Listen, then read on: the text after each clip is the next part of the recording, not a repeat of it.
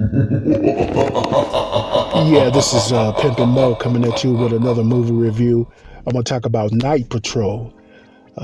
This movie came out in movie theaters. It was from Shudder. I think it's on streaming now. That you can buy the video. Buy the movie on video on demand. I seen this last week on video on demand. I give this movie a 3 out of 5. This is very low budget. Took place somewhere in LA or California somewhere. It's about these. It was really about RJ Cyler's character. He was like a Crip or something like that. Then he was meeting this female that was a Blood, and then these white supremacist cops came out of nowhere, and one of the cops ended up unaliving the girl and shooting her.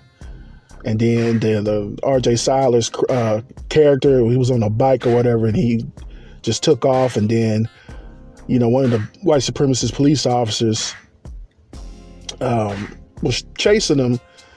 Well, RJ Cyler's character had like some type of ring on that distracted the cop. But come to find out, these cops call them Night Patrol. These are some white supremacist vampires.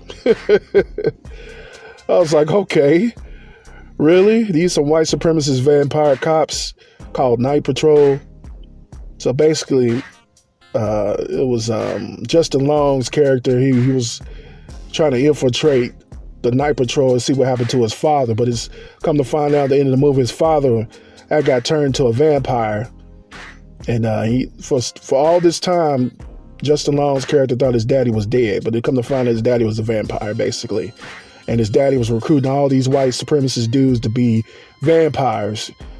And, try to make it seem like the Crips and Bloods was having a little beef with each other. And they were unaliving black people left and right. Putting, I think one of the cops unalived some Blood and put like a Crip rag on them and stuff like that, trying to make it seem like they was going to war with each other, but it was Night Patrol. So it was an interesting movie, man, but it took me out the movie. How cheesy it was and how stereotypical it was. It's a lot of N-words being thrown around by the Crips and Bloods and making them look real stupid. Then the white supremacist vampires, CM Punk, he was one of the vampires. Talk about RJ Cyler's mom was some type of Zulu African type of chick, and I don't think she was in the Crips or nothing like that, but talking about some hooga booga type of stuff. All these white supremacist vibes coming from CM Punk and all these other characters in that movie. It was crazy, man. I liked the movie. It was low budget. They were rounding up black folks in this little part of LA. I forgot, it was some type of housing projects or something. They were rounding up black people and putting them in cages and taking the blood from them and stuff like that. It was some weird white supremacist stuff, man. I liked the movie. It was low budget, but it was just too much stereotypical stuff going on in this movie for me, man. I was like, come on now. It was a little interesting twist, turning the white supremacist cops to vampires. And at the end of the movie, RJ Cyler's character, he ended up putting some African stuff on, and he was fighting the vampires with his African get-up on. He had like some type of a spear and some African headset on. I'm like, what the hell is this dude doing? I'm like, come on, who made this movie, man? I'm giving it a 3 out of 5 just because it was funny. They had some funny lines in the movie. It was very gory.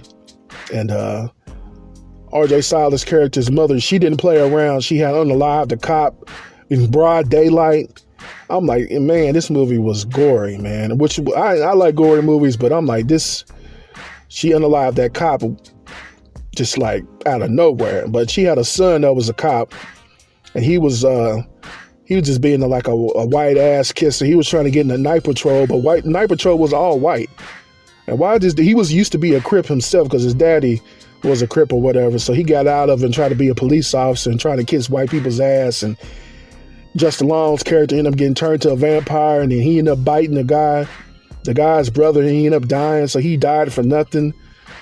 And then his mama and some Crips beat him up for coming up in there, not trying to help them and stuff. It was a whole convoluted movie, man. It was so much to explain. It's ridiculous. But I like this movie, though. It just too much stereotypical stuff going on, too much N-words being thrown around, too much white supremacist talking points being thrown around. I'm like, man, for a horror movie, it had a lot of political stuff in it.